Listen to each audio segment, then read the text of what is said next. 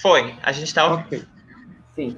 Boa tarde a todo mundo que está nos assistindo e que vai nos assistir depois que essa live terminar e estiver hospedada na página da ATS. O meu nome é Augusto, eu sou secretário-geral da ATS e a gente está aqui hoje reunido para a gente conversar sobre políticas públicas e privadas de inserção para pessoas trans no mercado formal de trabalho.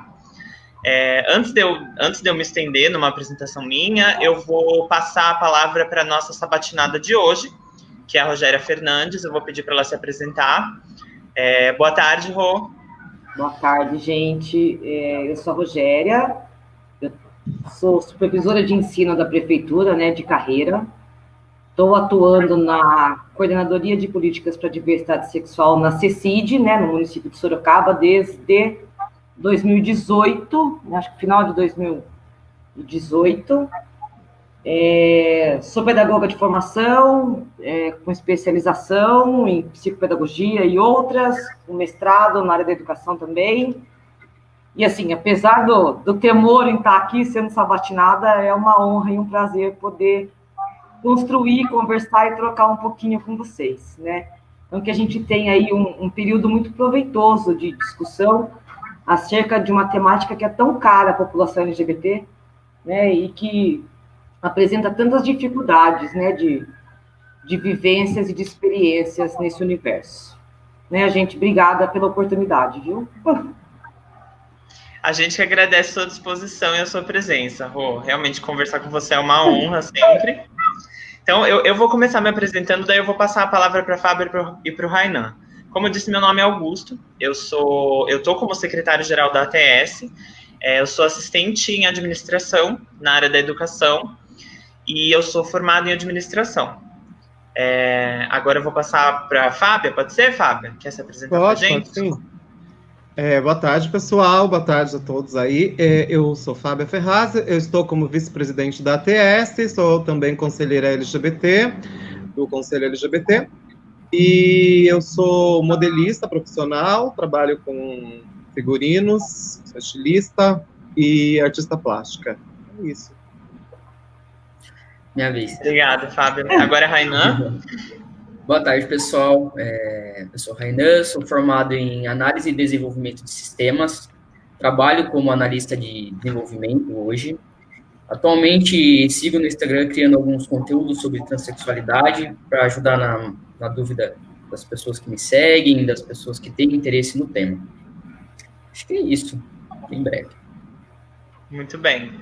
Bom, vamos começar então o primeiro bloco da live, que é uma primeira rodada de perguntas, e aí a gente vai conversando sobre o tema, tá? Fábio ou Rainan querem começar perguntando para a Rô? Quem quer fazer a primeira pergunta? Posso começar. Começa então, o Rainan quer começar? Pode começar. Então, já queria começar perguntando, né, já dizendo que esse é um tema muito importante, né, na minha opinião, esse é um tema, acho que é um dos temas mais atuais na questão trans, tendo em vista que é ainda o tema que a gente pouco avançou entre a população trans, né, o tema de empregabilidade e o acesso ao mercado formal de trabalho. Então, tendo em vista isso, eu queria perguntar para a Rô, o que ela pode falar um pouquinho para a gente sobre algum projeto que já teve em Sorocaba e projetos, discussões sobre projetos que virão a ter e como que está se dando esse olhar das empresas do mercado de trabalho para essa questão. Tá. Eu acho que a gente tem muitos desafios ainda pela frente, mas eu acho que a gente já tem algumas conquistas também que podem ser celebradas. Se a gente for fazer uma articulação entre as ações da coordenadoria e o impacto direto no mercado de trabalho, porque eu falo que é um todo, né, Fábio? Quando a gente vai discutir mercado de trabalho, a gente tem que olhar lá para as relações familiares, para o contexto educativo, né, para a formação dessa população, e aí tem algumas pesquisas que corroboram depois para a gente aprofundar um pouco mais essa discussão. Falando em matéria de coordenadoria, o que a gente tem são parcerias com o PAT do município, né? A gente já ofertou um curso de qualificação para a população trans, E aí a gente também tem alguns entraves, porque esse curso é um curso de 8 horas. A população trans, na grande maioria, tem trabalho noturno, né, porque se dedica à prostituição enquanto profissão. Então, para a gente adequar esta proposta de formação, precisa de, né, levando em consideração o primeiro que a gente ofertou, precisa de alguns ajustes. Né? A gente precisa, para que a população trans tenha acesso, adequar o horário, né, para que essa população possa participar, encontrar uma forma de garantia de renda, porque não dá só para você ter o acesso sem garantir a permanência dessa população, inclusive garantindo o transporte. Né? Então, eu falo que quando a gente oferta a qualificação, não é só um curso, não dá para olhar para uma ação isolada. Olha que lindo, a gente ofertou isto. Né? Porque isto engloba outras ações que estão sempre interligadas do poder público. Né? Então, a gente não é uma ilha, a gente está inserido num contexto. Eu acho que outra coisa que eu gosto bastante é do GAD, do GPH, que são os grupos de ajuda mútua, o Rainan está lá, né? Enfim. Sim. E aí, essa troca que a gente faz de contatos mesmo, tem um emprego, uma vaga trans em algum lugar, né? Tem alguém interessado, envia o currículo, essa articulação entre os próprios jovens LGBT, né? Que por meio do grupo do WhatsApp do GABS. E a gente tem também um envio de currículo para as empresas, algumas empresas do município, uma de Boituva, a gente já teve contato com uma de Piedade, e aí, quando elas têm uma vaga, elas encaminham, olha, Rogério, tem uma vaga, né, para esta população, e aí a gente encaminha os currículos que a gente tem. Neste ponto, eu acho que uma outra coisa que pega também é a qualificação, a mão de obra da população trans. E aí a gente vai de volta para a questão do apoio familiar, a questão da escolaridade, né, que acaba afastando essas pessoas. Quando a vaga surge, quando essa vaga é ofertada, já é difícil ter essa vaga ofertada para a população. Quando a gente tem a vaga, eu fiquei com uma vaga, acho que uns 60 dias, que a empresa queria mesmo população trans.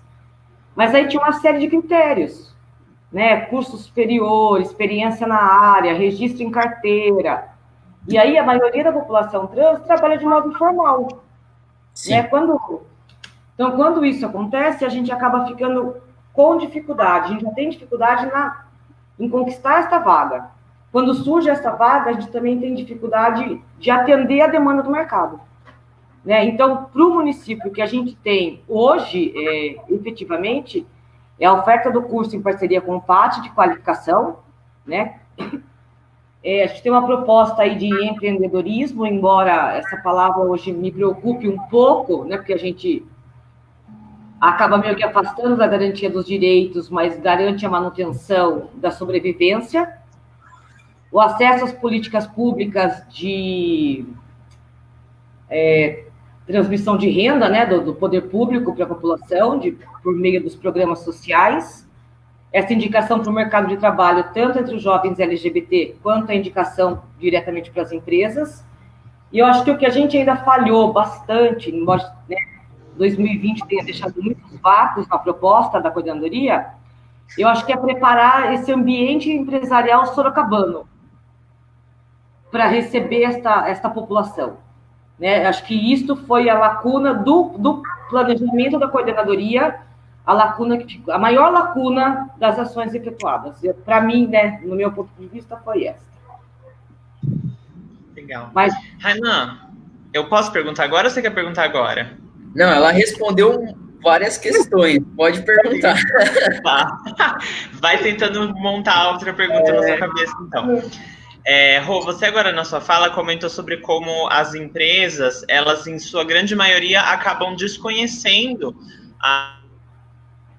as reais nação trans quando elas iniciam algum tipo de projeto de recepção desse público no seu corpo de trabalho, de trabalhadores. E a gente na ATS, normalmente a gente acompanha muito de perto isso acontecendo. Empresas que abrem diversos cargos de alto escalão para pessoas trans, em cargos assim que exigem conhecimentos e formação a qual a gente sabe que a população trans não tem acesso.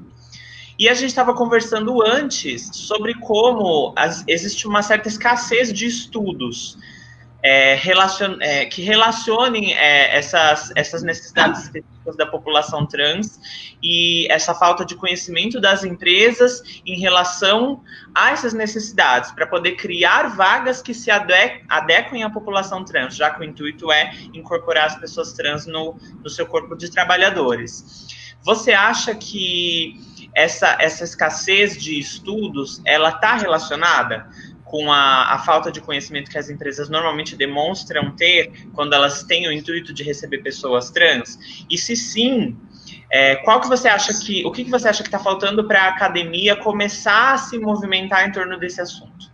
Tá, eu acho que assim, essa falta de escolaridade mínima vem da nossa dificuldade social geral mesmo de lidar com as questões relacionadas a gênero e sexualidade, né? Não é um fato isolado. Então, a gente pega um jovem trans, e aí aquilo que eu sempre falo, né, LGBT sofre preconceito e discriminação. Sofre. Mas o LGB é uma questão voltada à orientação sexual, que você pode manter no privado. Você não precisa expor. Agora, quando você fala das questões voltadas a gênero, né, o que você está na cara, não está na cama, não está no sexo. Então, isso muda muita coisa. Então, eu acho que, nesse sentido, a gente precisa olhar com atenção, com atenção especial mesmo, que a letra T requer nesse sentido. Porque se a gente for parar para pensar, além das questões LGB geral, né, a especificidade de se tratar de uma questão de gênero e não de sexualidade, também precisava mudar o olhar da sociedade, né? Voltando para a sua pergunta, quando a gente fala assim, a população trans não tem qualificação, é como se a população trans fosse a responsável por isso de modo individual. E não é, né? Essa ausência de formação mínima está inserida num contexto social que é o que a gente vive, de exclusão desse jovem, da família, quando ainda está num processo de formação e constituição da identidade. Então, ele sai de casa jovem, né, e precisa encontrar uma forma de garantir a sobrevivência. Eu falo que quem luta muito pelo pão não tem tempo para reflexão, gente. Então, quando você está em casa, sai de casa, do conforto do lar lá, né, da manutenção da vida, e vai em busca de garantir o pão, acabou seu tempo para reflexão. Você vai trabalhar, né, a duras penas, em subempregos. Então, você não vai ter mais condições de ir para a escola. Ainda que você tivesse, a gente tem uma escola hoje elitista, preconceituosa, pouco democrática, muito homogênea. Tudo aquilo que foge um pouquinho do médio, né, é expulso dessa escola, né, sai. Então, hoje a gente garante na educação básica o acesso da população, mas a gente não garante a permanência. Né? De modo algum a gente garante a permanência dessa população no ambiente escolar. E aí, quando a gente olha para essas questões da formação, a gente precisava olhar lá de novo, vamos olhar para o contexto familiar, desconstruir, né, esses preconceitos que a família tem, olhar para o ambiente escolar, para depois pensar em ações profissionalizantes mesmo para essa população. E aí a inserção no mercado de trabalho. Tem duas pesquisas, uma de... Eu vou achar o nome dela. Uma que é de 2018 e outra de 2018 é um artigo, Transsexuais, transpondo barreiras no mercado de trabalho em São Paulo, que é do Almeida e Vasconcelos, e aí eles vão falando quais são os principais desafios enfrentados pela população trans. E aí eles falam que é o preconceito, a transfobia, a documentação, né, porque mas agora é direito ter o nome retificado, é direito os documentos, mas nem toda a parcela da população trans tem acesso a esse direito. Não tem esse direito garantido. A gente fez o Dia da Cidadania LGBT no Palácio da Cidadania. e para as pessoas terem acesso aos formulários, a impressão do PDF, o preenchimento, aquilo é difícil. Né? Eu falo que a gente olha o mundo do degrau que a gente ocupa. Você fala, mas hoje todo mundo consegue. Não, não é todo mundo que consegue. Né? A grande maioria da população trans tem muita dificuldade, em especial as mulheres trans, né? Que é uma geração anterior que lutou para a gente estar aqui ocupando esse espaço que a gente ocupa hoje. Né? Um espaço que ampliou a nossa visibilidade, mas que, por outro lado, também deixa mais explícitos os preconceitos, ainda que velados. Então, voltando lá para a pergunta do Augusto, o que esse estudo traz do Almeida e Vasconcelos é que os principais desafios que a população trans enfrenta é o preconceito, a transfobia, os documentos, o uso do banheiro, a baixa escolaridade e a linguagem corporal. Né? Porque tem todo um dialeto da população LGBT, do mundo trans, da prostituição. E quando a população trans, né, acho que os mais jovens menos, mas as mulheres da minha geração, elas carregam essa identidade toda, tudo isso que constitui está presente na entrevista. Né? Então, acho que a gente precisava pensar em possibilidades de atuar num todo mesmo, nesse sentido. Não sei, eu acho que é uma possibilidade. Não sei se eu respondi sua pergunta, se eu virei muito em volta. Né? E acho que, se a gente for pensar na questão, eu fico falando aqui o dia inteiro, gente. Se a gente for pensar na questão da inclusão da pessoa trans, ela vai muito além de abrir uma vaga no mercado de trabalho. Não são duas questões, a empresa abre a vaga e a gente encontra um profissional qualificado. Né? A questão não é uma equação tão simples. A gente precisava de uma mudança de paradigma social mesmo. Né? Porque quando a gente encontra uma vaga e encontra um profissional qualificado, a gente precisa olhar para todo o cenário que esse profissional vai atuar lá dentro da empresa. E aí a gente precisa ofertar uma formação não técnica, mas uma formação humana, de relações humanas, de respeito, de dignidade, tanto para o empregado quanto para o empregador. Né? Porque eu sou uma mulher cis, hétero, casada, monogâmica, mãe de lésbica. Ainda que eu tenha tido acesso a um nível privilegiado de escolaridade, isso não me isentou do preconceito, nem da discriminação. Né? Eu não sou um ser isento vivendo nessa sociedade patriarcal, branco, hétero, cis, etc, etc. Então, eu acho que vai muito além de ofertar uma vaga e ter a qualificação. Né? Não é tão raso a discussão. Acho que a gente precisa dar uma aprofundada aí nessa questão. Sim. Rainan?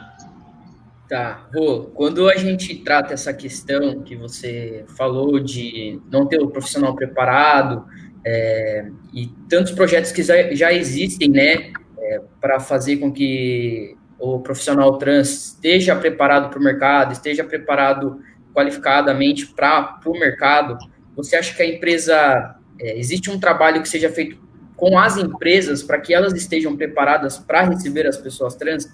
Existe algum projeto que já existiu, onde você pega todos os profissionais de algumas empresas que estão focadas nesse grupo de pessoas como nós, trans, para educar no sentido de saber pronome, no sentido de saber como lidar no RH com nome social, ou até mesmo com a contratação efetiva do funcionário? No município, uma ação efetiva no município de Sorocaba, nós não temos um projeto pronto, não. O que a gente tem são ações pontuais, assim como na maioria do Brasil mesmo. Que é assim, quando as empresas entram em contato com a gente, quando as empresas pedem, né, aí a gente se dirige até a empresa e faz uma formação. Sim. Mas fica naquela... Isso acontece muito, gente, assim, no mês da visibilidade trans. Sim. No mês de maio das ações LGBT. Não é uma questão, não é uma coisa efetiva. Entendi. Né? Eu falo que às vezes eu tenho a impressão de algumas ações que a gente fez de que vamos aparecer na foto do mês de maio vai ficar bonita. Sim. Entendeu? Dá para sair na foto, então a gente faz uma ação isolada, a gente traz a coordenadoria aqui, então a gente fez uma formação, sabe? Então, isso a gente tem. Então, o que nós temos hoje? Ações isoladas de formação em empresas que demonstram interesse na temática de gênero e sexualidade. Se elas têm interesse de fato, não posso garantir. Né? O que a gente teve, assim, em 2013, a gente teve um fórum de empresas de direitos LGBT da Organização Internacional do Trabalho, da OIT. São 28 companhias que participaram desse fórum, isso lá em 2013. Dessas 28 companhias, nós não tivemos uma nacional. Nenhuma do Brasil. Então, assim, diferente do Brasil, em alguns, nos Estados Unidos, alguns países da Europa e asiáticos, a gente já vê uma valorização maior da diversidade, no sentido de que isso agregue valor para o mundo empresarial. Entendi. Né? Maior do que no Brasil. E falando nessa questão também de agregar valor, eu acho que a gente podia olhar que o nosso prejuízo não é só social, quando a gente abre mão da população trans no mercado de trabalho. A gente tem também um prejuízo econômico. Sim. Né? Porque a gente está desperdiçando o recurso humano competente. Então, todo tipo de desperdício gera um prejuízo econômico. E a gente está gerando esse prejuízo econômico por puro preconceito. Nada além disso. Né? Então, acho que isso é muito preocupante. Né? Não sei. Acho que a gente precisa alterar esse cenário de alguma forma. Sim. E acho que esse é um caminho. Né? Sim. Antes de eu passar para a próxima rodada de perguntas, eu queria agradecer quem está acompanhando a gente, quem passou nos comentários. Por enquanto, ninguém deixou nenhuma pergunta nos comentários. Eu queria já dizer para as pessoas que estão acompanhando a gente que quem quiser deixar alguma pergunta, a gente tenta conversar sobre a pergunta depois que acabar essa segunda rodada de perguntas que a gente vai entrar agora, tá? E aí eu queria agradecer quem já deixou comentáriozinhos lá de emojis de coraçãozinho. Tem um pessoal estimulando a gente lá pelos comentários no Facebook. É a Ângela Balbino, a Luciana Leme, o Ronaldo Pires e a Deise Ramin, que dedicou uma salva de palmas para você, Rô, a Deise. Ela deixou um monte de palmas lá nos comentários. Bom, vamos passar para a segunda rodada de perguntas. A gente mantém a mesma ordem, Fábio? Eu posso começar essa segunda rodada? Fique à vontade. Posso começar? Pode começar. Então, eu vou fazer a primeira pergunta da segunda rodada. Que tipo de... A gente já viu acontecer, e isso já aconteceu recentemente, em algumas cidades e estados brasileiros, que aprovaram, eu não sei bem se foi por projeto de lei ou por algum tipo de medida do executivo desses estados ou cidades, que foram aprovadas cotas para pessoas trans para concursos públicos nesses locais. Em Sorocaba, a gente não tem nada sequer semelhante a isso. Que tipo de políticas ou parcerias público-privadas, que tipo de parcerias público-privadas especificamente, você acha que podem ser pensadas e você acha que talvez sejam palpáveis para o contexto sorocabano? Eu acho que se a gente conseguisse ter em Sorocaba uma proposta igual a Transcidadania da cidade de São Paulo, que forma as meninas dessa integralidade que o Rainan colocou, né, a educação é a principal ferramenta, mas a garantia da remuneração é o que faz com que elas permaneçam. Eu acho que essa, para mim, é o melhor exemplo de política pública dos últimos tempos, é o programa Transcidadania. Ele está implementado desde 2018 no município de São Paulo. Eu falo que é o ideal, assim, né, enquanto proposta de autonomia, de cidadania, de dignidade. Seria o ideal. Eu acho que uma outra proposta seria, de verdade, a criação de cotas mesmo nos concursos públicos. E acho que a gente podia, enquanto ação afirmativa, daí com as empresas privadas, pensar em Incentivos fiscais às empresas que valorizam a diversidade. Acho que aí nós atuaríamos em 3 frentes prioritárias. Uma, que é a formação dessa população, né? Porque a gente precisa garantir aquela história do acesso e da permanência. Não adianta eu garantir a vaga se as meninas não conseguem permanecer nela pelo preconceito, ou porque não sabem como reagir, como se portar, como estar, como falar, enfim. E aí a gente consegue, no serviço público, por meio das cotas, 2% para a população trans, né? Já porque a gente, assim, a gente não tem nenhuma legislação específica que garanta o espaço da população trans no mercado de trabalho brasileiro. Nenhuma. O que não difere do resto das outras conquistas LGBT, né? Não há nenhum projeto de lei mesmo efetivo que dê essa garantia para a população.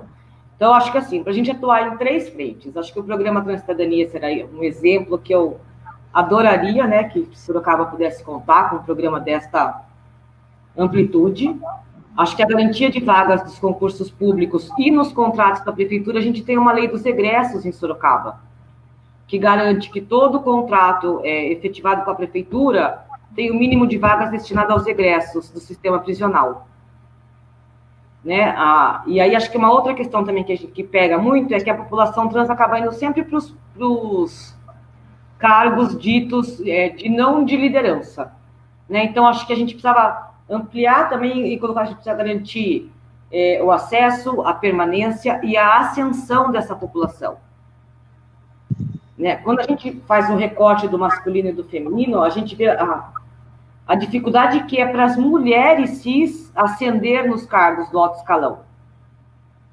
Então, essa dificuldade é multiplicada para as mulheres trans, né? Da inserção, da manutenção e da ascensão no mercado de trabalho. E aí, acho que para fechar, pensando no privado, seria os incentivos fiscais mesmo.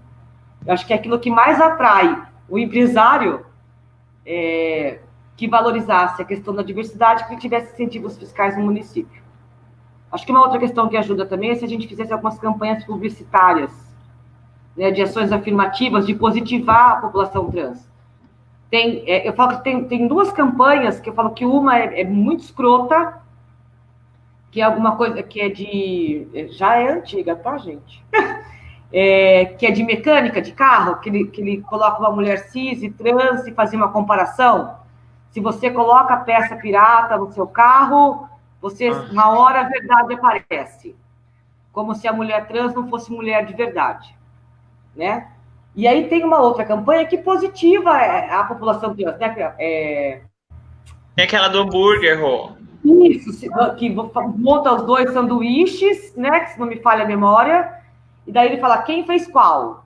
A gente não tem diferença na competência. Porque a competência independe de gênero, independe de orientação sexual. Né? As coisas não são relacionadas. Então, acho que deixar isso claro por meio de campanhas publicitárias ajudaria a desconstruir um pouco dos estigmas que a gente carrega. Né? Ai, Rô, eu adorei que na sua resposta você praticamente já fez um esboço de um tripé de parceria público-privada para a inserção de pessoas trans no mercado de trabalho. Que eu, por exemplo, eu fui conhecer mesmo o tripé da cidadania LGBT quando você cita, porque você cita muito o tripé da cidadania LGBT nas suas falas. E eu acho que essa forma de disposição de metas em tripés, eu acho que é muito legal. E o que você fez agora, eu acho que pode ser, sim, um esboço de um trabalho baseado em metas, para que a gente realmente consiga falar de forma sólida sobre a inserção dessas pessoas no mercado de trabalho. Agora, quem que quer fazer a próxima pergunta? Fábio ou Rainan? Pode fazer, Fábio. Tá. Se você deixar, eu vou falando. Assim, mais do que uma pergunta, na verdade, eu acho que assim, é muito legal tudo isso que a Rô falou, né? E assim, eu sempre ouço muito dentro do próprio meio LGBT ou do meio LGB, então acho que é mais contextualizar. Que às vezes a gente não consegue trabalhar porque a gente não quer, ou porque a gente tem preguiça. Por N motivos, as pessoas alegam que as pessoas trans elas não conseguem trabalhar, porque é mais conveniente viver na prostituição e tal. E acho que aí a gente tem que voltar 25 anos atrás, ou até mais, mas voltando 25 anos atrás já é o suficiente para a gente começar a entender e contextualizar o porquê, né? até os anos 2000 não existia movimento LGBT no Brasil, né? As paradas, qualquer movimentação nesse sentido da sigla como um todo, ela começou nos anos 2000. Até então, a letra T, ela nem existia, porque era GLS, então a gente já nem existia até então dentro do próprio movimento. A gente passou a existir um tempo depois. Então a gente já éramos pessoas invisibilizadas que não existimos dentro do próprio movimento. Logo depois de muita discussão, muito se falar sobre o assunto dentro da própria bolha, né, e também acho que com a ida de algumas travestis que se organizaram para ir até o Congresso Nacional em 2006, a letra T foi inserida na sigla, né? E aí aí ela ficou ali por um tempo quase que meio que fantasiosa, quase que meio que a gente não falava de política pública, não falava de nada relacionado à letra T. Ela estava ali quase como uma letra de figuração mesmo, para dizer que tinha, para dizer que a diversidade existia, mas de fato ela não existia. Aí em 2010, eu acho que quando a gente começa a ter as primeiras movimentações de algumas pessoas trans, inclusive aqui em Sorocaba, eu me lembro até que em 2012, quando eu recebi os primeiros convites para falar sobre a letra T, sobre o tema trans, de forma separada do restante da sigla. E quando a gente começa a elencar pautas e pensar em políticas públicas para a letra T. E até quando as pessoas T também começam a perceber que elas não poderiam mais, que realmente a gente precisava de visibilidade, não era visibilidade, né, de nós enquanto pessoas, né, mas de visibilidade da nossa causa. E aí que a gente tinha especificidades, né, que a gente precisava tratar como uma população que as outras letras não tinham, exatamente pela questão de que a gente está falando de gênero, a gente está falando de sexualidade. Enquanto os LGBTs estavam já tendo pleno acesso e plenos direitos, né, à sua orientação, a gente ainda estava falando do uso do banheiro para as pessoas trans, e a gente ainda estava sendo expulsa dos banheiros ainda. E isso ainda nem era falado ainda. Então, assim, quando a gente chega em 2014, a gente começa a ter as primeiras ações, as primeiras movimentações já separadas do restante da sigla, falando das especificidades da letra T. E aí é quando a gente começa a pensar e ter os primeiros avanços, né? Então, assim, a gente começa a perceber que hoje já a população mais jovem da letra T, ela já está colhendo frutos desse ativismo que foi feito há 10 anos atrás, né? Já tendo mais acesso, acho que até também a mídia como um todo parou de ridicularizar as pessoas trans, que a gente era ridicularizados em programa de humor, em novelas, e passou a olhar para a letra T de uma forma mais humana, né? A gente não ser mais uma coisa caricata. E aí eu acho que, assim, muitos jovens trans conseguiram também acesso à terapia hormonal, e o processo transexualizador do SUS começou a ser, de fato, implantado na cidade de São Paulo, e as pessoas começaram a ter acesso a essa terapia hormonal, a gente começou a se falar também com o boom das redes sociais. Então, quando a gente volta, né, às vezes a gente fala assim, nossa, mas estão falando ainda de emprego para trans, porque é um tema que é muito novo. Primeiro a gente pensou em a gente ter direito a mudar o nosso corpo de uma maneira mais segura, né, e a forma segura de mudar o nosso corpo, de fazer a transição, é através dos hormônios. Né? E é onde você vai garantir uma passabilidade maior, que as pessoas trans antigamente não tinham essa passabilidade. Depois a gente começa a pensar em políticas de educação. São poucas ainda, mas eu acho que as escolas elas passaram a aceitar mais, porque antes, literalmente, você era, de fato, expulsa da escola, você não conseguia ficar. Então, assim, por isso que a gente vê as mulheres trans com 30 anos, 35 anos, 40 anos de idade, elas não conseguiram nem concluir o ensino médio, porque era impossível você ficar na escola há 20 anos atrás, há 25 anos atrás, era impossível você ficar na escola sendo uma pessoa trans. E aí, quando a gente consegue agora, em 2017 para 2018, o direito à retificação dos nossos documentos, e a gente sai do Código Internacional de Doenças, é que, de fato, a gente passa a ser reconhecida pelo Estado, as pessoas trans passam a ter esse reconhecimento enquanto cidadãs. Então, quer dizer, a gente tem o quê? 2 anos que a gente, de fato, é legalmente cidadã. Quer dizer, de fato, agora realmente as empresas vão começar a pensar em que a gente existe de fato, né? Que a gente. E acho que a ciência também começou a validar a questão trans como uma questão válida, pensando pelo lado científico. Não é uma coisa que surge na cabeça de alguém e alguém decide do dia para a noite ser trans, né? E antigamente tinha-se as pessoas, no geral, elas acreditavam que você era uma pessoa louca, que você acreditava que você era o que você não era, e você decidia do dia para a noite ser desse jeito. E aí a sociedade te escorraçava de uma forma, assim, violenta. O único lugar que sobrava para você realmente era a rua.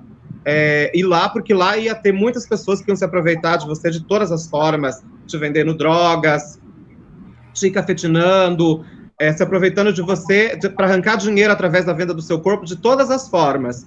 Então, assim, isso ainda é muito novo. Então, para essas pessoas que falam, né, que a gente ainda está... que a gente não quer trabalhar, porque a gente está reclamando que a gente não tem oportunidade, que as oportunidades existem, né? Isso é só uma falácia.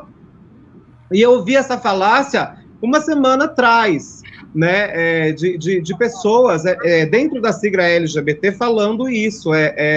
Fala para essas pessoas pararem de reclamar que ninguém investe nelas, apenas porque saiu um edital do Banco Itaú sobre acho que a Augusta pode falar melhor desse edital, de um projeto de empregabilidade, mas é um projeto, acho que assim, o que eu penso, que bom, que maravilhoso que algumas empresas estão pensando nisso, estão querendo agora, né, dar esse espaço, mas é aquilo que a gente falou, de fato, as pessoas trans não têm nem sequer o ensino médio, as pessoas trans que têm 30 anos, 35, 40 anos.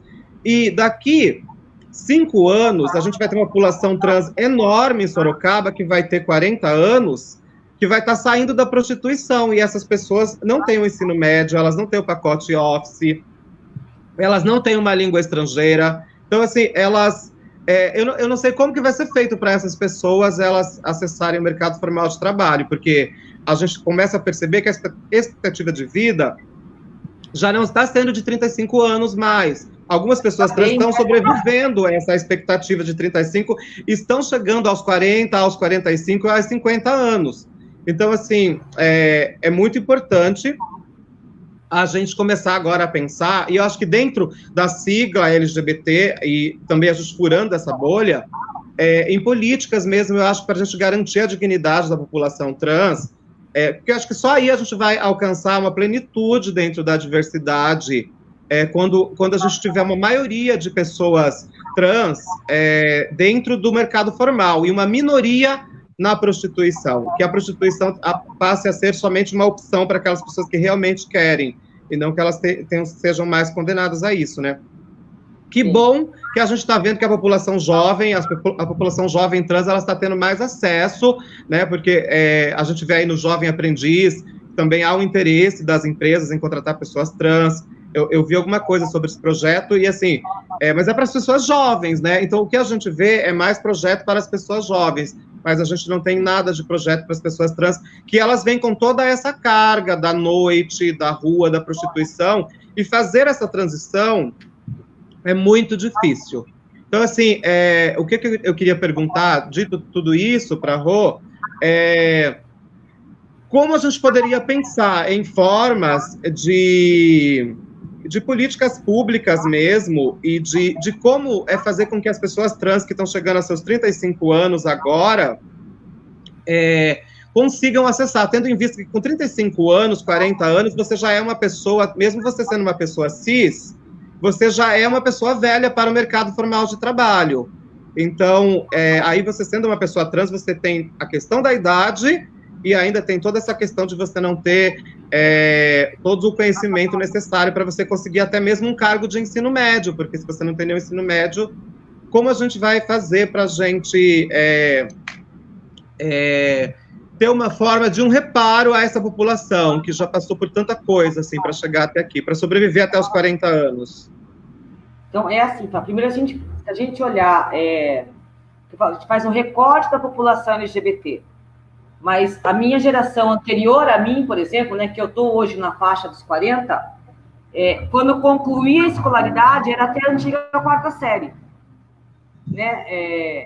Era toda uma população que não tinha... Augusto, eu posso ir falando? Você quer falar alguma coisa? Não, pode continuar. tinha toda uma população excluída da educação básica. É muito recente a obrigatoriedade, né, da educação básica, da educação infantil até o ensino médio, que se tornou escolaridade obrigatória no Brasil. Então, isso é uma lei muito recente. Então, se a população cis, hétero, branca, classe média e homem já se via excluído desse cenário, a população LGBT, essa exclusão se torna ainda muito maior e mais violenta. Eu acho que nessa questão de falar da escolarização, acho que a EJA, que é ofertada hoje no município, e a gente tem o supervisor Luiz Fábio, que brilha os olhos pela EJA e que também desenvolve um trabalho na supervisão de ensino do município com os cursos de formação acerca de gênero e sexualidade, contribui muito, né, para o acesso e para a permanência dessa população já com a idade fora da idade da escolaridade básica. Né? Então, acho que o caminho hoje seria nesse sentido, de manter a escolaridade, a EJA, né, para essa população. E aí você foi falando, eu fui tentando escrever aqui, mas eu queria escutar, e daí eu não consigo fazer, né?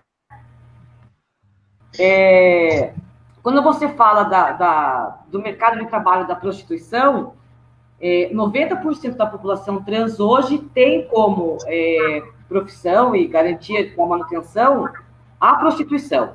O que ter a prostituição enquanto profissão não é um problema, gente. Fique bem claro isso. Se isso fosse uma escolha individual e não se desse em função de um problema social. Né? Então, a questão não é a profissão da prostituição em si. A questão é ter esta profissão como última opção. E aí, como a Fábia colocou, você está exposta aos mais diversos tipos de vulnerabilidade, de agressividade, de exploração.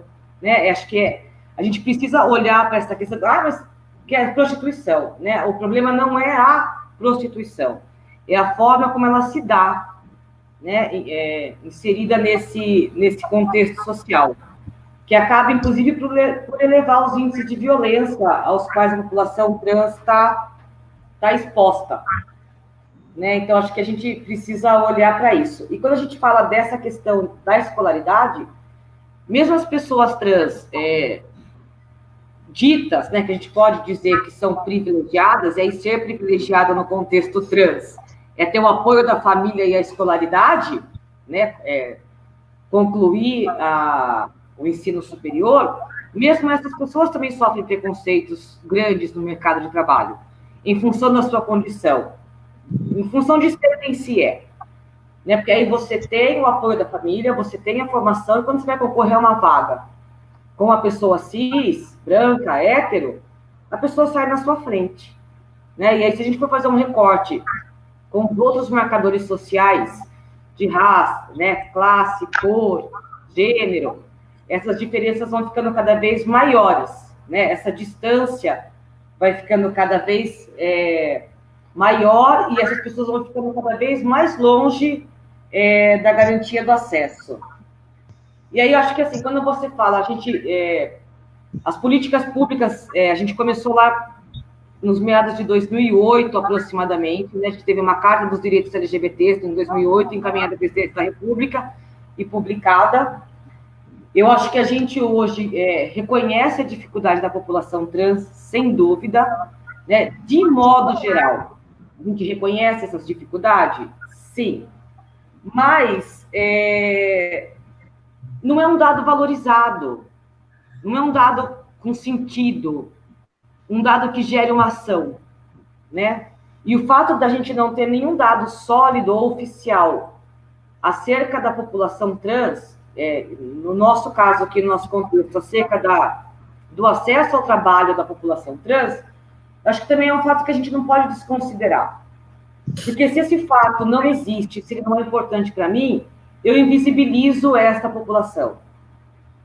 E aí é o que eu falo sempre, da importância de quem não é visto não é lembrado. Né? Da gente ocupar os espaços e marcar o tempo e se fazer ver, estar presente nas mídias sociais, ocupando rádio, televisão, a rua, a praça, né? A importância das marchas, dos eventos, dos seminários, dos fóruns, de tudo. Ah, mas não está ligado ao trabalho.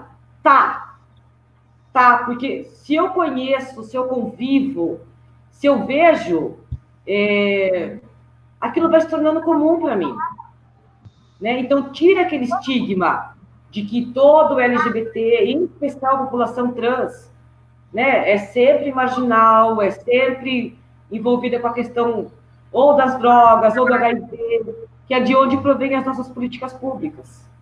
Sempre das questões do reforço negativo, e não do positivo, né? Do tanto que essa população tem para oferecer, tanto quanto todo mundo. Né? Então, ir desconstruindo esses estigmas que me constituem, né? Se dá nessa coisa de ver, de conhecer, de olhar, de humanizar o outro mesmo. Né? De olhar para este outro que também é humano, tanto quanto eu, com os mesmos direitos. E hoje o que a gente tem são privilégios, que não são dados a todos. Né? Então, acho que a gente precisa, quando a gente fala assim, ter visibilidade trans, é só ser visto? Não é só isso. Ter visibilidade é estar presente na estatística, para além das mortes que acontecem todo dia por violência da população LGBT. Né? É quando eu vou lá registrar o meu boletim de ocorrência, eu tenho pelo menos o meu acesso garantido. Né? E não eu ser a culpada por um crime que cometeram contra mim. Né? Isso é ter visibilidade, é ser compreendido naquilo que eu sou de fato. Eu não tenho que ser diferente, não tenho que ser tão passável, que acaba facilitando muito o acesso dos meninos ao mercado de trabalho. Né? É a passabilidade, gente. É isso que grita. E aí as mulheres trans, em especial da nossa geração, está muito mais próxima da prostituição, da sacanagem, né, do que os meninos jovens hoje. Então, essa geração é, de fato, uma geração privilegiada. Teve muita gente que tomou porrada para estar vindo, para a gente poder estar aqui. Né? Então, acho que assim, você vai ouvindo a fala da Flávia e vai suscitando um monte de angústia na gente, né? Porque quem está lá vivendo, quem está doendo, é quem está sentindo a dor. Porque falar aqui do meu lugar, gente, é muito fácil. Né? É o amor que eu tenho por ela, pela Clara, pela Fábio, enfim. Mas como é que a gente desenvolve esse amor? Eu sempre gostei de travesti transexual? Mentira! Eu morri de medo. Por que a gente tinha medo? Porque você ia escutando a vida inteira, né? Toda pessoa trans tem um canivete, uma gilete, uma faca. Era isso que a gente ouvia. Quando vinha a imagem de uma pessoa trans na sua cabeça, na sua mente, você não vai pensar num Rainan, numa Fábia, na Tara. Então, é a desumanização do ser mesmo. Né? Então, acho que ser visto, a visibilidade trans, para mim, é que toda a população trans tem esse olhar humanizado. E ser humano é ser um sujeito carregado de direitos, né? E ter suas garantias todas lá, né? Na luta. Nenhum direito é conquistado, não vai cair no nosso colo. A gente só consegue na luta. E aí, o pequeno espaço que a gente vê hoje, que a gente conquistou em relação a políticas públicas, em especial a população trans, é fruto da própria mobilização da população trans. Não vem de outro lugar. Não foi outra pessoa. Né? Pode ter tido aí no meio uns aliados cisgênero, né? Héteros, mas quem foi lá e lutou pelos seus direitos, que são as conquistas, que ainda há poucas, mas que a gente tem hoje, foram as associações como a TS, a criação dos conselhos com a democratização a partir da década a partir de 2008.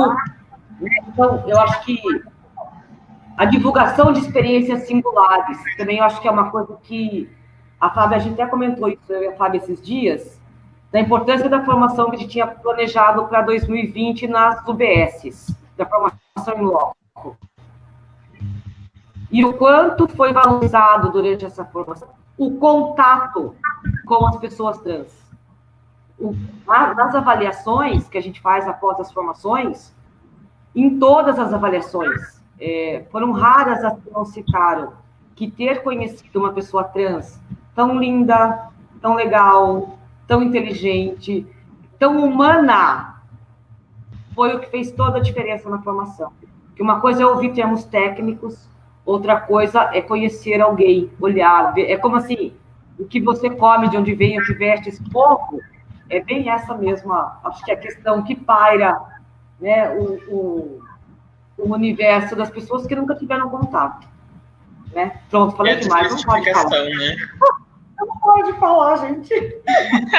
É a desmistificação da figura trans. Os profissionais de saúde, assim, quando a gente vai fazer formação, eu fui fazer uma formação recentemente, eles têm ainda tantas dúvidas a respeito da gente, assim, é muita... por mais que eles tenham muita boa vontade, porque eu sempre percebi que o SUS, por mais que a gente faça críticas e diga que o SUS tem problemas, de fato tem, mas ainda assim o SUS, ele é uma instituição pioneira no tratamento das pessoas trans, e foi o primeiro que implantou a questão do nome social, e então teve eles tiveram essa receptividade com as pessoas trans, acho que já há algum tempo. Mesmo assim, ainda, para muitos profissionais, ainda é muito novo.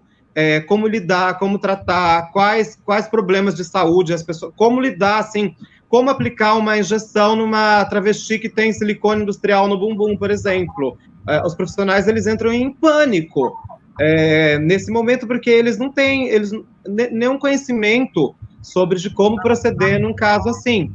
Então, eles entram em desespero daí, eles não sabem como fazer. E você que está lá precisando também tomar uma bezetacil, você também entra em desespero, porque você fala, o que eu faço agora, né? Eu vou embora, continuo aqui. Então, assim, ainda tem muita coisa, muito que avançar ainda, até mesmo na área da saúde, que eu acho que já avançou bastante, assim, né?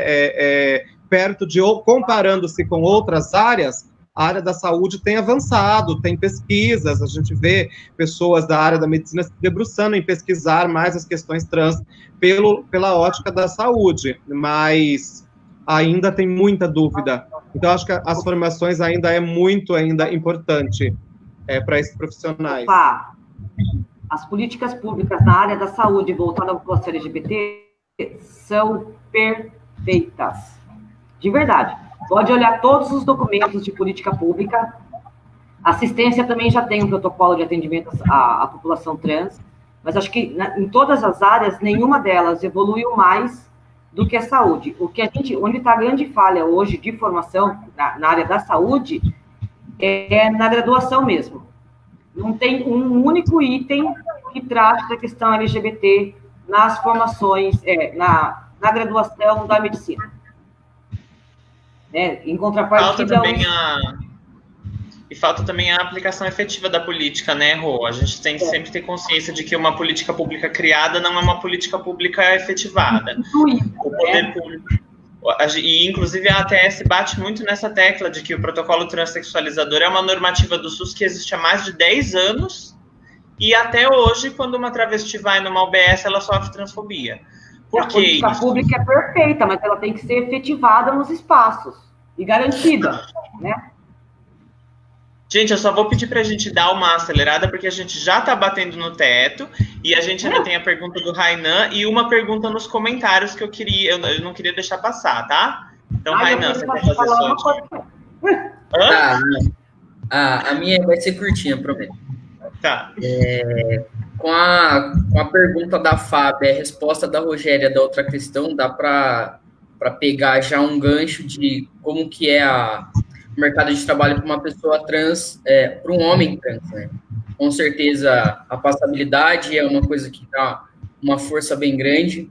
Eu lembro quando eu entrei numa empresa que me ligou para me contratar porque eu era um cara trans. Ela me ligou, vamos lá, a gente tem vaga, a gente quer incluir as pessoas trans no mercado.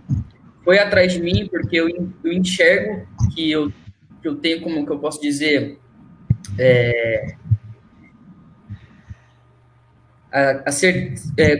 tive a oportunidade de fazer uma faculdade, tive essas chances antes da transição, então chegando lá eu já estava formado, então ela me ligou, já me conhecendo como Rainan, e fez toda a minha contratação perfeitamente, assim, sem erro, sem vacilo, porque provavelmente foi uma coisa planejada, uma coisa que eles combinaram de ser feita.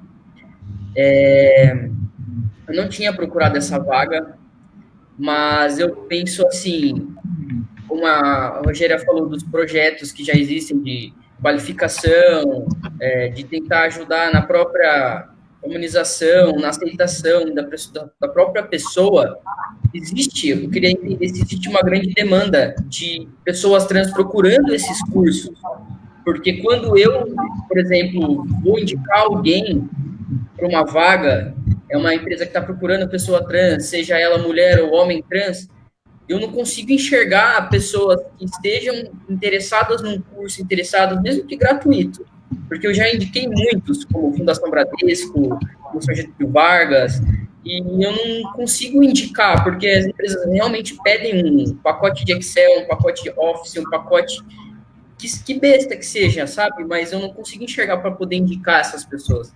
Eu queria saber do seu lado daí, se você recebe essas pessoas até você procurando que termine e conclua um curso até pegar o certificado, por exemplo. A gente vai voltar lá naquela máxima, quando você precisa garantir o pão, não lhe sobra tempo para reflexão.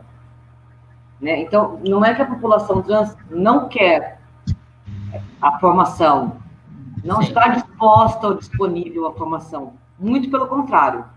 Agora, se a gente for desenvolver um pouco da empatia e pensar que eu trabalhei na rua em pé, no salto alto, sim, das 6 da tarde às 6 da manhã, aí o curso começa às 8 e eu trabalho lá, eu moro lá no extremo, né, da cidade, porque eu não moro no centro, né, gente? Eu sou travesti, transexual, né, minha família não me apoia.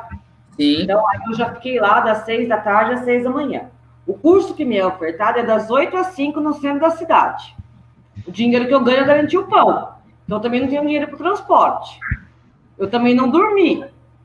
Então, eu não dormi, eu não comi, eu não tenho dinheiro para o transporte. E aí eu vou fazer um curso que seja uma semana. Das 8 às 5, eu não vou ganhar nada. Se falasse, não, eu vou fazer um curso, vou ficar uma semana lá perdendo a rentabilidade. Mas na hora que eu sair do curso, eu vou ter pelo menos uma chance. Eu acho que nós teríamos um número infinito de pessoas trans interessadas. Eu acredito que a chance é o que falta, a oportunidade é o que falta. Não, a oportunidade nós temos. O que nós não temos é a garantia da condição. Como é que eu garanto a condição de participação desta população específica, que é a população trans, né? E assim, em especial as meninas trans, né, que são as primeiras a serem indicadas e exploradas sexualmente, a participar desses cursos que são ofertados. Porque não adianta eu ofertar o curso eu já ofertei. Eu preciso garantir o acesso e a permanência dessa população. E isso se dá se eu fizer a renda, né, garantir a renda delas. Então, vamos fazer um curso de 30 dias? Vamos. Então, eu vou fazer a garantia por meio dos programas sociais de um salário mínimo para essa menina, para esse menino. Sim. Eu garanti o transporte público para essa pessoa. Porque, senão, não tem condições de participação. Ofertar só o curso é muito pouco. Então, quando a gente fala assim, a população trans não tem interesse. Não tem interesse em que contexto? Em que condição de existência? Porque eu também, quando tinha 3 empregos para labutar, e 3 filhos para criar, você podia me oferecer o que você quisesse. Eu não ia dar conta. E depois, assim, estudar, valorizar a formação acadêmica, vem de uma parcela da sociedade muito privilegiada. Não faz parte de todo o cenário. Essa é a palavra que eu estava procurando. Se a gente for parar... Que eu falei que eu tenho a faculdade, eu tenho alguns cursos, isso é realmente um privilégio para você poder terminar uma escola, um ensino médio, um ensino fundamental, para poder fazer uma faculdade ou um curso que seja, né? Viu? A primeira mulher travesti que se doutorou no Brasil não tem 10 anos. Né? Há quantos anos existe o mestrado, a graduação, o mestrado e o doutorado? E tem uma problemática ainda às vezes, Rô, que às vezes a pessoa fez uma transição tardia, né? Sim. Porque às vezes a pessoa, quando ela faz uma transição tardia, ela já teve outros acessos antes de fazer essa transição, né? Quando você faz antigamente, quando você fazia, quanto mais cedo você se transicionava, mais estereótipos você teria, você sofreria mais, porque você... Mais portas se fechavam. Mais portas se fechavam. Se eu não me engano, é Luma de Oliveira, acho que em 2012 ela defendeu a tese dela, salvo engano. Então, é muito recente. Então, a gente precisa... É o que eu falo. Não tem emprego e não tem qualificação. Vamos olhar lá, tirar um pouco, jogar um pouco de luz sobre essa questão. Que não dá para olhar duas coisas de modo isolado, né? É uma sociedade. Mas a população trans da nossa idade não tem ensino médio. Tá, nem a população hétero. Então, vamos olhar as coisas sempre contextualizadas. Né? Mas eu cansei de ofertar vaga para a mulher trans que fica na esquina, ela não quer. Tá, mas você ofertou a vaga e o que mais? Que condição para que ela possa cursar essa vaga, ocupar essa vaga, fazer esse curso? Ela tem condições de dormir, comer, pelo menos, para esse curso? Né? Que é o mínimo que a gente precisa. Sim. Dormir, comer, fazer xixi, né? Eu acho que você tem que fazer um esforço muito sobre-humano, Rô, para você conseguir isso, né? Eu falando assim pelas travestis, porque eu passei por isso, e eu fiz um curso técnico em 2012 de modelagem. E assim, eu trabalhava na noite ainda nessa época, não era tão comum ter chats, a gente fazer programa pela internet, como hoje em dia também tem essa possibilidade de você fazer anúncio e você atender com hora marcada, e antigamente você fazia só realmente na rua. E assim, você passava a noite inteira na rua, e se você queria estudar de manhã, porque os cursos eles são de manhã, ou à noite você está trabalhando, ou de manhã ou à tarde. Se você falar para ajustar o horário, e aí o formador fala assim, mas a pessoa que se adapte, ela vai ter que trabalhar mesmo no horário formal. Eu chegava da rua de madrugada, eu nem dormia. Eu nem acreditava a hora que dava o horário do intervalo, 10 horas da manhã, no curso, para eu poder tomar um gole de café, para eu conseguir me manter acordada na aula. Então, assim, era bem terrível. E ainda nessa época, a gente conseguir que as pessoas chamassem você no nome social era muito difícil. Minha professora era religiosa, ela era evangélica, e ela não conseguia me chamar no nome feminino de forma alguma. E eu já tinha seios nessa época. Então, assim, para mim era muito sofrido, assim. Era tipo fazer das tripas coração, você tá super cansada fisicamente, aí porque você precisava ganhar para pagar seu aluguel, pagar suas contas, ir para a aula, e você chegar lá e você se deparar com alguém, professores e alunos que vão te tratar ainda da forma que você não quer ser tratada, e aquele medo de você usar o banheiro e alguém te arrancar de lá aos tapas. Então, quer dizer, você passa por... É uma coisa quase que sobre-humana, assim, é um sofrimento mental, psicológico, você tem que ter uma força muito grande para você passar por isso, e nem todo mundo tem essa força mental de passar por tudo isso, assim, e conseguir sobreviver a tudo isso. Então, assim, e também depois que você faz o curso, você não tem garantia nenhuma que você vai conseguir um trabalho, né? Se você não trabalhar de forma autônoma, que é o que eu faço hoje em dia, você não vai, talvez, ter tanta facilidade de conseguir uma vaga dentro da área que você estudou.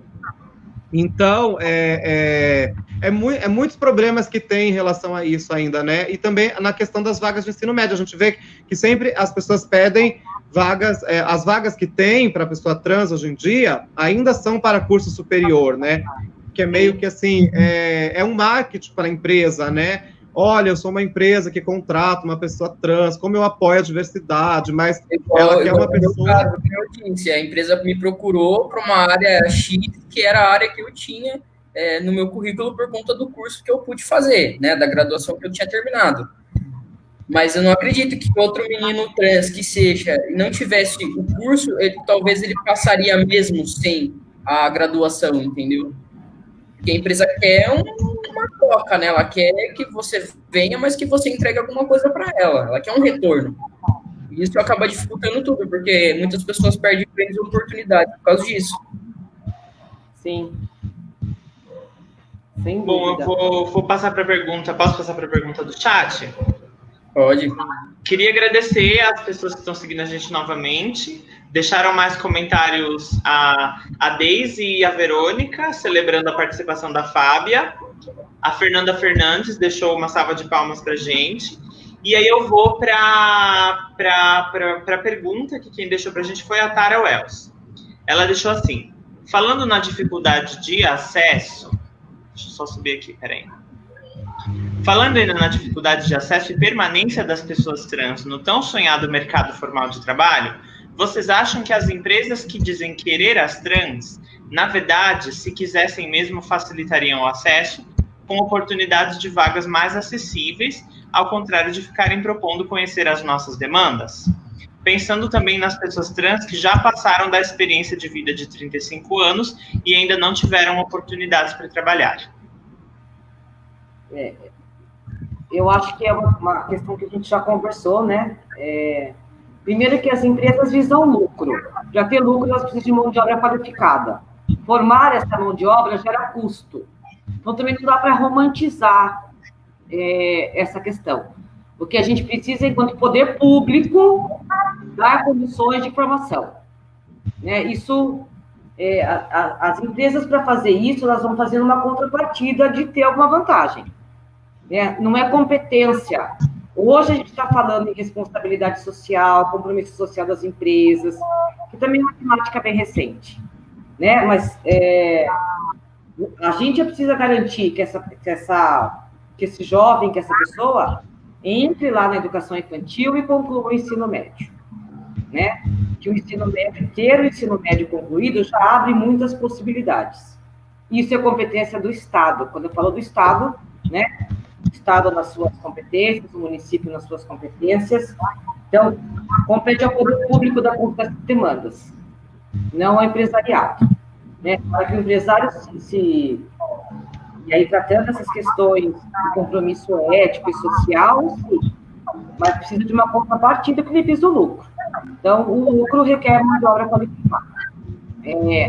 Acho que as pessoas que passaram da expectativa de vida de 35 anos, que também são privilegiadas e ainda não tiveram oportunidade de trabalhar, essa questão vai ser ainda mais difícil, né? Porque a população hoje no mercado de trabalho, que passa dos 35, passou dos 40 anos, a gente já é mão de obra meio, né? Já vai trocando já por alguma coisa mais nova, né? Isso no geral. A pessoa que chegou aos 35 anos sem nenhuma experiência no rural, ela vai ter que ser melhor ainda. Ela vai ter que ter mais diferenciais, mais formação, mais possibilidades. Ou seja, vai ter que investir muito mais nessa pessoa do que num jovem de 20. E muito mais rápido, porque o tempo dela também é menor. E as necessidades maiores nessa idade. Né? E falando nessa questão de emprego formal, de emprego informal, tem uma pesquisa de 2020, eu vou ler o nome da pesquisa aqui, Trabalho e Saúde na População Trans. Fatores associados à inserção no mercado de trabalho do Estado de São Paulo. Foi um artigo publicado por Silva Lupe Veras em maio de 2020.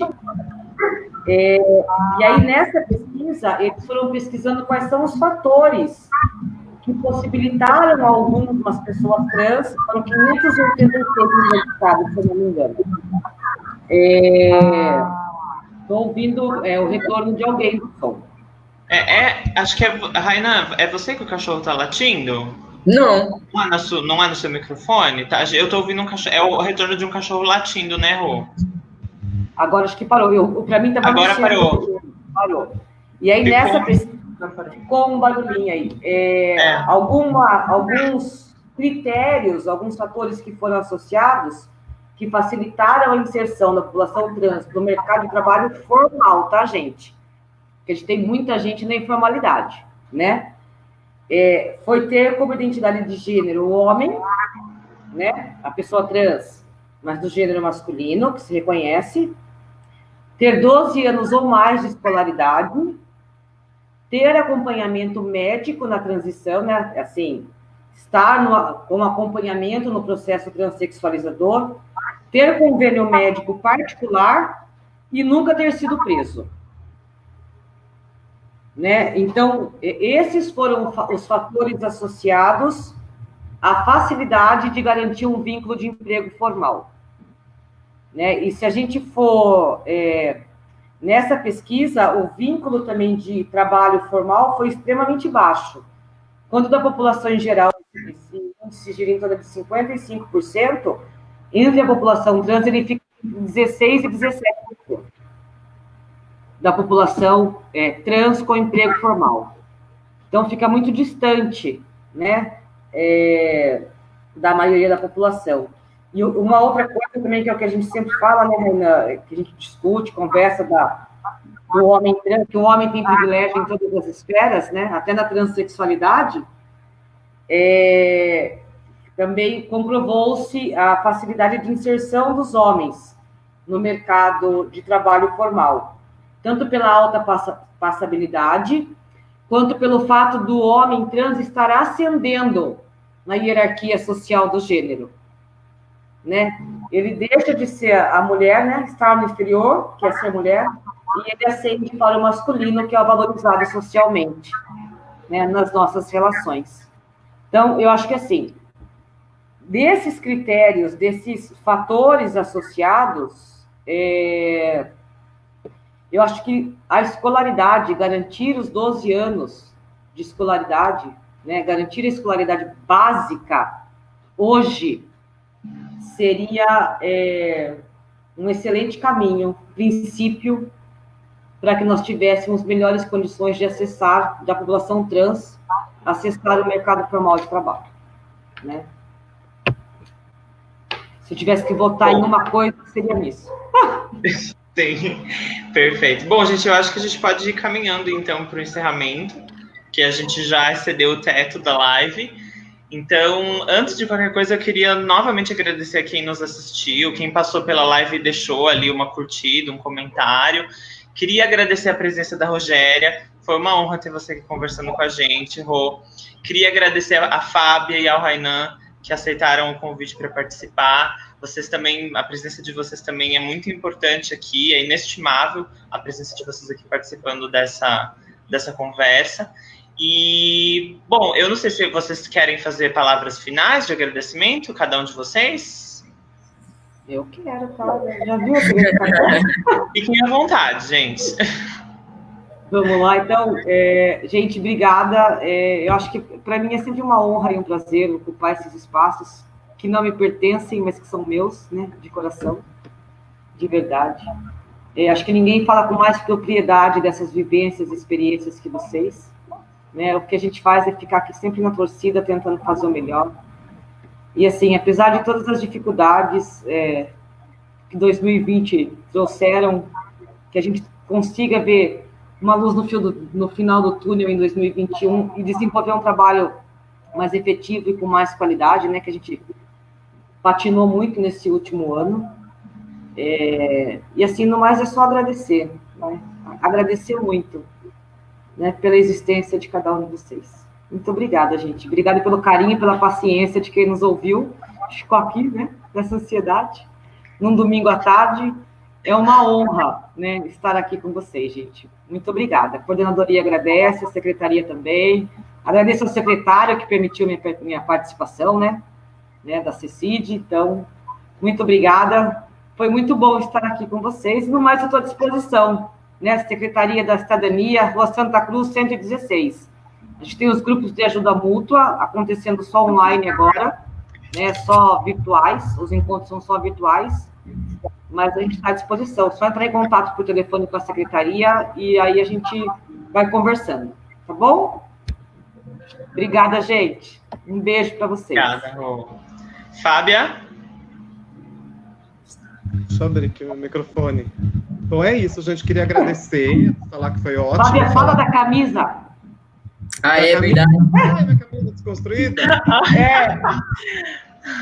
Então, gente, eu queria agradecer, né, todo mundo que está aí assistindo. Eu acho que, assim, deixar uma mensagem que eu acho que é muito importante a gente, né, essa temática, a gente continuar falando sobre esse tema, não só agora, no mês da visibilidade, mas a gente falar sobre isso durante o ano todo. Eu acho que, enquanto mais a gente fala sobre isso, a gente fomenta esse tema, a gente chama a atenção das empresas, a gente chama a atenção da sociedade, a gente chama a atenção das pessoas como um todo, da importância desse tema, que acho que o trabalho é tudo na vida de um ser humano. Eu acho que é a dignidade de você ter o seu dinheiro e você conseguir pagar suas contas, e acho que é fundamental a gente conseguir que a maior parte da população trans alcance esse tão sonhado emprego formal, né? Como tantas outras coisas que a gente sonha na nossa vida, alcançar o emprego formal também é um sonho para muitas pessoas trans, né? Então, assim, às vezes a pessoa não diz que ela sonha com aquilo, mas ela sonha. Porque às vezes está tão longe de alcançar, né? Parece algo tão inalcançável que ela prefere nem dizer que ela sonha em ter um emprego formal, né? Acho que pela tranquilidade que traz você ter um trabalho formal, você ter uma carteira assinada por N fatores aí. Então é essa mensagem que eu deixo. Vamos continuar falando sobre esse tema durante o ano e para os próximos anos, porque acho que é só assim que a gente vai conseguir mudar e melhorar as coisas. É isso, gente. Agradecer só e um beijo para todo mundo. Obrigada, Fá. Rainan? Eu também queria agradecer a Rô, porque eu acredito que isso é muito importante, a gente poder trazer a importância desse tema não só para as pessoas trans, mas também para as pessoas cisgêneras, né?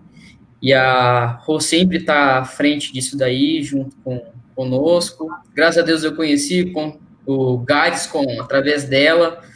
Então, isso é importante não só para as pessoas trans, mas como para as pessoas cisgêneras também, né? Lidas como cisgêneras. Então, eu queria agradecer e continuar falando sobre esse tema, porque não acaba aqui e está longe de acabar. Exatamente. Bom, então é isso. Gente, quer falar mais alguma coisa, Rô? Eu acho que se a gente for discutir a importância do trabalho formal, como a Fábia falou, né, do sonho, a população trans também envelhece. Sim. Quando você tem um emprego formal, você fica menos aberto às adversidades também, porque você tem a garantia de uma aposentadoria, de contribuir com a Seguridade Social, né? Isso também te deixa menos exposto às vulnerabilidades. Então, acho que é um sonho que precisa ser sonhado, sim, né? Sempre. E que a gente precisa encontrar meios de concretizar. E aí, eu até escrevi lá para nós, né, no chatzinho, acho que promover a diversidade é garantir os direitos iguais, um tratamento justo e igualitário para todo mundo. Isso é garantia da diversidade, né? Senão não é. É falácia, né? Vamos logo, encerra. Então, muito obrigado novamente a Rogéria, a Fábia, a Rainan. Obrigado a todo mundo que nos acompanhou. Não deixem de seguir a página da ATS no Facebook e no Instagram, para que vocês possam acompanhar os trabalhos que a gente tem feito, os conteúdos que a gente tem postado. E é isso, gente. Muito obrigado. Nos vemos por aí. Um beijo a todos. Beijo. Beijo, gente. Tchau, tchau. Boa tarde, uma excelente semana. Sim.